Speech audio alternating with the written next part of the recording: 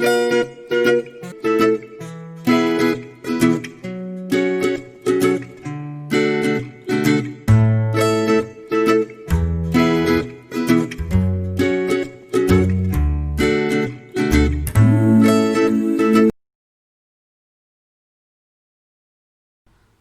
वालेकुम students, hope so आप सब ठीक ठाक होंगे। हमारा जो नेक्स्ट टॉपिक है दैट इज़ गॉसेस लॉ। लेकिन इस टॉपिक को स्टार्ट करने से पहले लेट्स रिवाइज अ बिट। हम लोगों ने जो अपना प्रीवियस टॉपिक देखा था दैट वाज इलेक्ट्रिक फ्लक्स। हमने ये कहा कि फ्लक्स बेसिकली क्या है कि कोई भी जो चार्ज है, कोई भी चार्ज, उसकी वैल्यू 5 कूलम हो सकती है, 10 कूलम हो सकती है, व्हाट्सएवर, उसके इर्द गिर्द क्या है, इलेक्ट्रिक फील्ड। और वो जो इलेक्ट्रिक फील्ड है वो किस फॉर्म में होती है, इलेक्ट्रिक फील्ड लाइंस की फॉर्म में। अब ये कितनी इलेक्ट्रिक फील्ड लाइंस हैं, किस क्वांटिटी में है, इसकी जो मेजरमेंट है उसको हम क्या नाम देते हैं, फ्लक्स का। क्योंकि हम इलेक्ट्रिक फील्ड की बात कर रहे हैं तो फिर हम उसको क्या नाम देते थे, इलेक्ट्रिक फ्लक्स का।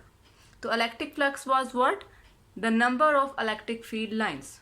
ओके, अब उसके अंदर हम लोगों ने एक चीज़ और देखी थी उसके अंदर, और वो चीज़ क्या थी कि जो आपका फ्लक्स है ये बेसिकली किसके ऊपर डिपेंड कर रहा था, चार्ज के ऊपर। जितना आपका चार्ज ज़्यादा होगा उतनी ही आपकी इलेक्ट्रिक फील्ड लाइंस भी क्या हो जाएंगी, ज़्यादा, तो उतना ही आपका जो फ्लक्स है वो भी आपका क्या हो जाएगा, ज़्यादा हो जाएगा। तो फ्लक्स आपका किसके ऊपर डिपेंड कर रहा था, चार्ज के ऊपर। वो शेप के ऊपर डिपेंड नहीं कर रहा था। शेप के ऊपर डिपेंड करने से क्या मुराद है कि आप इसकी शेप, बस उसको क्लोज होना चाहिए। आप इसकी शेप क्यूब में इसको डाल दें, चार्ज को, आप इसको सर्कल में डाल दें, जिसमें भी रखें, फ्लक्स की जो वैल्यू है वो आपकी क्या रहेगी, that is Q by epsilon not. Q क्या है, ये कितना चार्ज आपका इस सरफेस के अंदर मौजूद है। तो ये चीज़ ऐसी है जो कि हम पहले देख चुके हैं। अब इसी चीज़ को, ये जो आपका फ्लक्स था किसके किसके लिए, क्लोज सरफेस के लिए, इसी चीज़ को हम एक लॉ की फॉर्म में स्टडी करेंगे and that is called Gauss's law. अब गॉसेस लॉ में हम लोग इलेक्ट्रिक फील्ड स्ट्रेंथ को मेजर करेंगे डिफरेंट पॉइंट्स के ऊपर। फॉर एग्जांपल, ये आपका चार्ज है, मैंने ये मेजर करना है कि इस पॉइंट के ऊपर आपकी इलेक्ट्रिक फील्ड की स्ट्रेंथ क्या है, और मुझे फ्लक्स अगर मालूम है तो फिर मैं उस इलेक्ट्रिक फील्ड स्ट्रेंथ को कैसे मेजर करूँगी वो हम देखेंगे इस टॉपिक के अंदर। तो अगर आपसे कोई ये पूछ ले what is significance of Gauss's law, तो आपके जहन में होना चाहिए कि गॉसेस लॉ की इम्पोर्टेंस क्या है, कि ये हम किसी भी पॉइंट पर हम लोग इलेक्ट्रिक फील्ड स्ट्रेंथ को क्या कर सकते हैं, मेजर कर सकते हैं। अब गॉसेस लॉ, हम लॉ जब भी पढ़ते हैं तो लॉ को हम स्टार्ट ही कहाँ से करते हैं, स्टेटमेंट से करते हैं। अब इसकी स्टेटमेंट क्या है, flux through any close surface. This is very important point कि ये आपका जो गॉसेस लॉ है ये सिर्फ तब वैलिड है जब आपकी सरफेस क्या होगी, close. It is a must कि इसको आपका क्लोज होना चाहिए। तो flux through any close surface is 1 by epsilon naught times the total charge enclosed by the surface। तो कोई भी जो फ्लक्स है किसी भी क्लोज सरफेस का वो क्या है, जैसे आप कहते हो, लेट्स सपोज ये 2e लिखा हुआ है, it mean 2 times of electric field.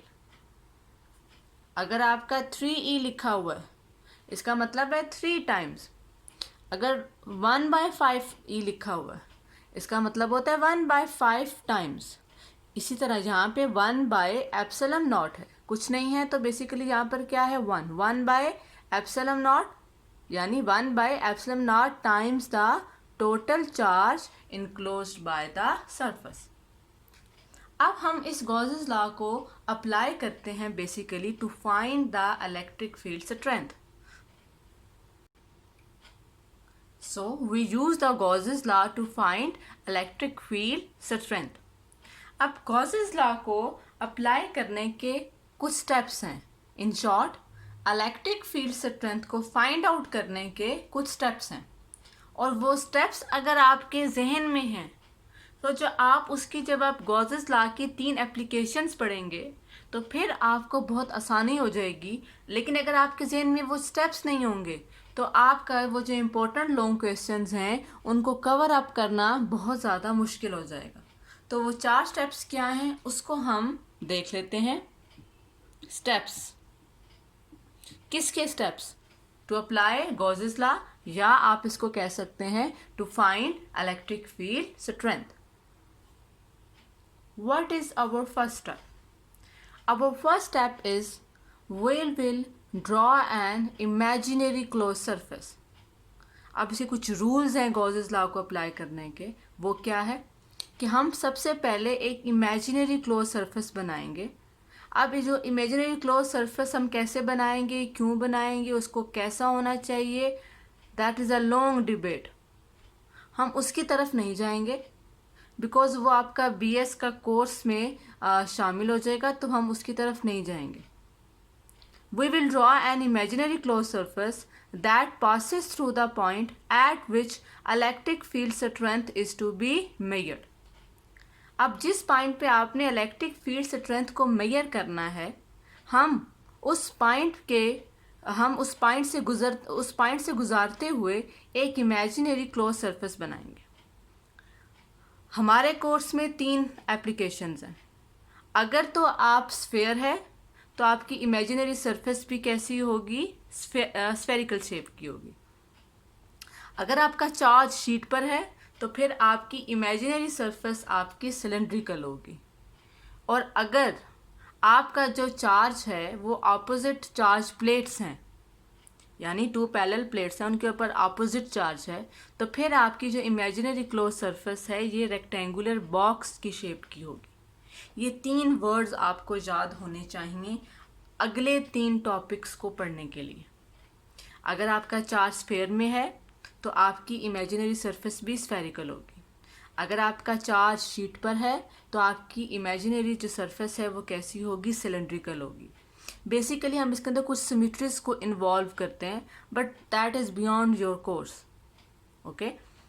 और अगर आपकी अपोजिट चार्ज प्लेट्स हैं तो फिर आप जो गॉसियन सरफेस या जो इमेजिनरी सरफेस आप यूज़ करोगे वो बेसिकली कौन सी होगी, एक रेक्टेंगुलर बॉक्स की होगी. आगे मैं लिखने जा रही हूँ कि this imaginary surface is called Gaussian surface. इसका नाम क्या है, गॉसियन सरफेस. ये जो आप इमेजिनरी सरफेस बना रहे हो इस सरफेस का एक स्पेसिफिक नाम है. What is that surface, Gaussian surface. आप पेपर में ये आपका शॉर्ट क्वेश्चन भी आ सकता है, व्हाट इज़ गॉसियन सरफेस. तो आप क्या बताएंगे, एक इमेजिनरी क्लोज सरफेस है और उसको हम किसके लिए यूज़ करते हैं, to find electric field strength.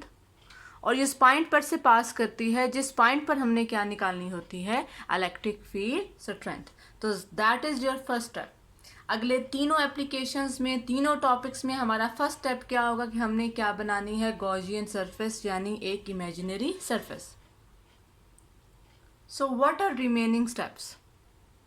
Second step क्या होगा, what we will find, charge enclosed in Gaussian surface. उस गॉसियन सरफेस के अंदर कितना चार्ज है हमने उसको क्या करना है, मेजर करना है. Third is flux through Gaussian surface. उस गॉसियन सरफेस में से आपका कितना फ्लक्स गुजर रहा है, कितनी इलेक्ट्रिक फील्ड लाइंस गुजर रही हैं, उसको आपने क्या करना है, मेजर करना है. एंड लास्ट में आपने क्या अप्लाई करना है, Gauss's law, to find electric field strength. Last में हम क्या अप्लाई करेंगे, Gauss's law. So just revise 4 steps. First step was we will draw a Gaussian surface. Second step, उसमें चार्ज कितना है आप उसको निकालेंगे. थर्ड स्टेप, फ्लक्स कितना है उस गॉसियन सरफेस का आप उसको निकालेंगे. और लास्ट में आप गॉसेस लॉ को अप्लाई करके क्या निकालेंगे, इलेक्ट्रिक फील्ड स्ट्रेंथ. ये 4 स्टेप्स आपको याद होने चाहिए नेक्स्ट टॉपिक की तरफ जंप करने के लिए. तो उसको जल्दी से रिवाइज कर लें. So our next topic is applications of Gauss's law. Hope so आपके जहन में वो वाले 4 स्टेप्स मौजूद होंगे. अब जो पहली एप्लीकेशन है वो क्या है कि हम लोगों ने इलेक्ट्रिक फील्ड स्ट्रेंथ को मेजर करना है inside hollow conducting sphere. What we need to do, जो आपकी फर्स्ट एप्लीकेशन है दैट इज इंटेंसिटी. ऑब्वियसली किसकी intensity? Electric field intensity. Intensity of field inside a hollow charge sphere. आपका एक charge sphere है, स्फीयर के ऊपर आपका क्या है? चार्ज. हॉलो से क्या मुराद है कि वो अंदर से क्या है? खाली है. अंदर से वो उसकी कोई फीलिंग नहीं है, that is empty. Our earth is not hollow, okay, because earth के अंदर डिफरेंट मेटल्स हैं, मादनियात हैं, तो वो हॉलो नहीं है. लेकिन इधर जो हम केस स्फीयर कंसीडर कर रहे हैं वो अंदर से क्या है? हॉलो. जस्ट लाइक जब आप मैच खेल रहे होते हो और अगर आपके पास ग्रीन कलर वाली बॉल है जिसको आप टेनिस बॉल कहते हो, तो वो अंदर से आपकी क्या होती है? खाली होती है, that is called hollow. Okay, तो अब हमने काम क्या करना है? हमने एक चार्ज स्फीयर लेना है और वो अंदर से खाली है और उसके हमने इनसाइड यानी अंदर हमने किसको फाइंड आउट करना है? इलेक्ट्रिक फील्ड स्ट्रेंथ को. सबसे पहले हमने क्या लिया? एक हॉलो कंडक्टिंग स्फीयर, उसका रेडियस क्या था? r. उसको हमने चार्ज क्या दिया? +q. अब हम क्या फाइंड आउट करने जा रहे हैं? We want to find electric field strength inside sphere. हम स्फीयर के अंदर क्या मेजर करना चाह रहे हैं? Electric field strength. अगर मैं इसी चीज़ की पिक्चर बनाऊं, ये जो मैंने एक्सप्लेनेशन लिखी है, अगर मैं इसी की पिक्चर बनाऊं तो वो कुछ इस तरह से होगी. So this is your conducting sphere. उसका रेडियस कितना है? r. और उसके ऊपर हमने चार्ज कौन सा डिस्ट्रीब्यूट कर दिया है? पॉजिटिव चार्ज हमने क्या कर दिया है? Distributed uniformly. It is must. अगर आपका चार्ज यूनिफॉर्मली डिस्ट्रीब्यूट नहीं होगा, we can not apply Gauss's law. Charge should be distributed uniformly. अब मैंने इसके अंदर लेट्स सपोज किसी पॉइंट पे, दिस पॉइंट है, मैंने इस पॉइंट पर किसको मेजर करना है? इलेक्ट्रिक फील्ड स्ट्रेंथ को. सो मेरे कुछ स्टेप्स होंगे और वो स्टेप्स क्या हैं? वही जो हमने पहले 4 स्टेप्स पढ़े. सबसे पहले हम क्या अप्लाई करेंगे? क्या लगाएंगे? Gaussian surface. फिर हम उसमें क्या निकालेंगे? चार्ज. फिर हम उस पर क्या अप्लाई करेंगे? फ्लक्स को फाइंड आउट करेंगे और फिर हम गॉसेस लॉ को अप्लाई करके किसको निकालेंगे? इलेक्ट्रिक फील्ड स्ट्रेंथ को. So let's just go step by step. So हमारे पास जो फर्स्ट स्टेप है दैट इज़ हमने क्या बनानी है? Gaussian surface. उस गॉसियन सरफेस की रेडियस को हम किससे रिप्रेजेंट करेंगे? r' से. और वो गॉसियन सरफेस भी किस शेप की होगी? स्फेरिकल शेप की होगी. और वो उस पॉइंट पर से पास करेगी जिस पॉइंट पर हमने क्या निकालनी है? Electric field strength. Let's suppose वो ये पॉइंट है, लेट्स सपोज, जिस पे हमने क्या निकालनी है? Electric field strength. तो अब हमें गॉसियन सरफेस बनाएंगे और वो इस पॉइंट में से क्या कर रही है? पास कर रही है. अब ये जो इस गॉसियन सरफेस जो आपने बनाई है इसका रेडियस कितना है? r'. ऑब्वियसली r बड़ा है और आपका जो r' है वो क्या है? छोटा. ये जो मैंने लिखा है उसी की मैंने क्या बना दी? डायग्राम बना दी. पहला स्टेप आपका हो गया, आपने गॉसियन सरफेस को निकाल लिया. सेकंड स्टेप क्या है? अब आपने इस गॉसियन सरफेस के अंदर किसको मेजर करना है? चार्ज को, कि कितना चार्ज है इसके अंदर. चार्ज तो आपको पता है कि सारा का सारा बाहर डिस्ट्रीब्यूटेड है. तो आप मुझे ये बताएं, कॉमन सेंस यूज़ करें. चार्ज बाहर है, मैं आपसे पूछ रही हूँ इस जगह पे कितना चार्ज है? इस अंदर, इस गॉसियन सरफेस के अंदर कितना चार्ज है? तो क्या लग रहा है आपको? कितना चार्ज है? अंदर चार्ज है ही नहीं. इसका मतलब है इस गॉसियन सरफेस के अंदर हमारे पास चार्ज इनक्लोज कितना है? 0. So what we will write? It is clear from the figure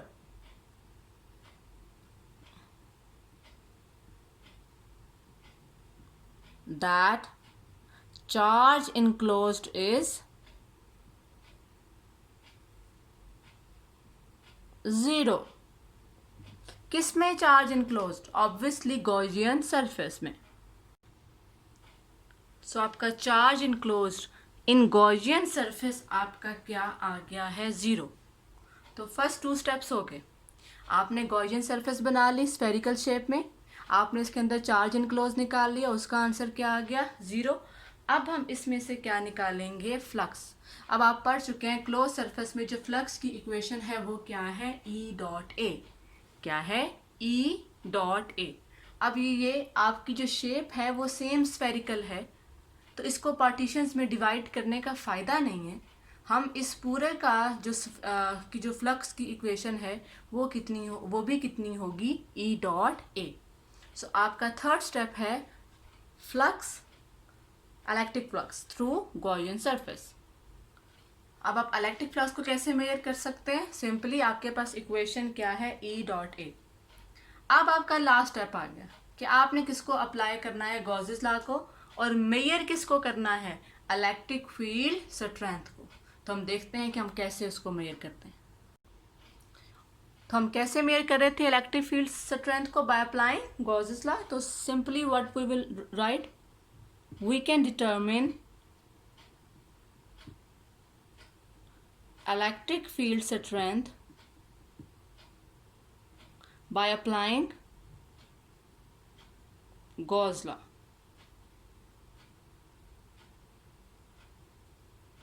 तो गॉसेस लॉ की आपकी इक्वेशन क्या थी?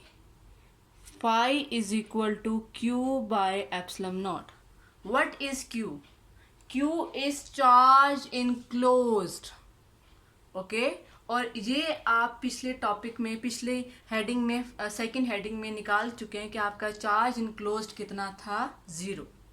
दूसरा, फ्लक्स की आपने एक इक्वेशन और पढ़ी है, थर्ड जो आपका स्टेप था, और वो इक्वेशन क्या थी? Phi is equal to E dot A.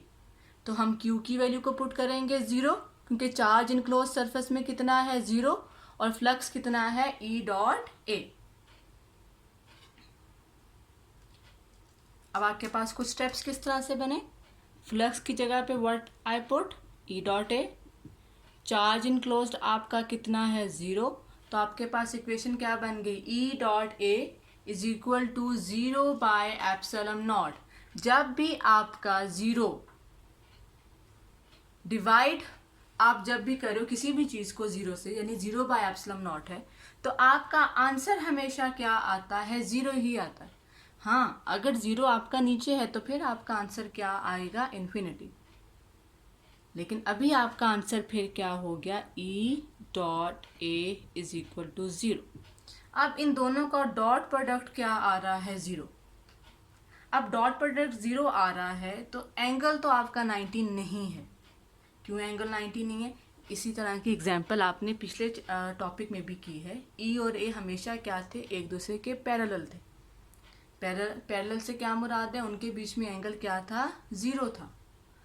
तो जब कॉस 0 करते हो तो आंसर क्या आ जाता है? 1। इसका मतलब है एंगल का तो इसमें इशू नहीं है। तो इन दोनों का डॉट प्रोडक्ट अगर 0 आ रहा है तो थीटा तो 90 नहीं है। इसका मतलब है या फिर ई 0 है या फिर ए 0 है। थीटा 90 क्यों नहीं? आपको याद होगा शायद, आप इसमें से जो मर्जी सरफेस को चूज़ कर लो, आपकी जो इलेक्ट्रिक फील्ड है और जो वेक्टर एरिया है वो आपका हमेशा क्या होता है? पैरेलल होता है। ओके, और वो वैसे भी हम इनसाइड बात करें, किस में बात कर रहे हैं? इनसाइड बात करें। अब आप मुझे ये बताओ, अगर हम इनसाइड की बात करें, थीटा को हम इन्वॉल्व ही नहीं कर रहे हैं, इनसाइड में या ई 0 है या ए 0 है। अब एरिया तो इसका 0 नहीं हो सकता, आपको दिखाई दे रहा है, ये तो 0 नहीं है। तो जब चार्ज सारा बाहर डिस्ट्रीब्यूटेड है तो आपका चार्ज भी 0, आपकी जो चार्ज है वो तो बाहर है सारा। इलेक्ट्रिक फील्ड की जो स्ट्रेंथ है वो भी कहाँ है? बाहर। इनसाइड आपकी इलेक्ट्रिक फील्ड क्या है? 0। या ई 0 है या ए 0 है। ए 0 हो नहीं सकता, तो फिर इसका मतलब है आपकी इलेक्ट्रिक फील्ड स्ट्रेंथ इनसाइड आपकी क्या है? 0, क्योंकि आपका ए 0 नहीं हो सकता। तो आपके पास फाइनल आंसर क्या आया? Electric field intensity inside a hollow charge conducting sphere is 0। Last में अब हमें इसका फ़ायदा क्या हुआ? इस एप्लीकेशन हमें ये शो कर रही है बच्चे, अगर आपका कोई भी ऑपरेटर्स है जिसको आप एक्सटर्नल इलेक्ट्रिक फील्ड से बचाना चाहते हैं, तो आप इसी तरह का एक हालो चार्ज कंडक्टिंग स्फीयर लें और उसके अंदर उस ऑपरेटर्स को प्लेस करते हैं। क्योंकि अंदर तो इलेक्ट्रिक फील्ड क्या है? 0। बाहर जितनी मर्जी हो जाए, अंदर आपकी इलेक्ट्रिक फील्ड क्या है? 0। तो आपका ऑपरेटर्स डिस्टर्ब नहीं होगा, आपके ऑपरेटर्स में कोई फॉल्ट नहीं होगा, बल्कि हम उसको बचा लेंगे एक्सटर्नल इलेक्ट्रिक फील्ड से। इसको हम वर्ड्स में कैसे लिखते हैं? Shielded from electric field. कि जब भी हम किसी चीज़ को इस हालो चार्ज कंडक्टिंग स्फीयर के अंदर रखेंगे तो हम उसको एक्सटर्नल इलेक्ट्रिक फील्ड से शील्ड कर लेंगे, से हम उससे बचा लेंगे। यहाँ पर आपका जो ये टॉपिक है ये आपका क्या हुआ? एंड हुआ। जो आपके नेक्स्ट 2 एप्लीकेशंस हैं वो हम देखेंगे नेक्स्ट लेक्चर के अंदर। But keep in mind the 4 steps. Number 1 Gaussian surface, number 2 आपने चार्ज निकालना है, नंबर 3 आपने फ्लक्स निकालना है, नंबर 4 आपने गॉसेस लॉ को अप्लाई करना है to find electric field strength. अगली दोनों एप्लीकेशंस में हम इन्हीं 4 स्टेप्स को क्या करेंगे? फॉलो, और हम क्या निकालेंगे? Electric field strength. सो आज का टॉपिक आपका यहाँ पर क्या होता है? एंड इंशाल्लाह आप हम देखेंगे नेक्स्ट लेक्चर में अपनी फर्दर 2 एप्लीकेशंस।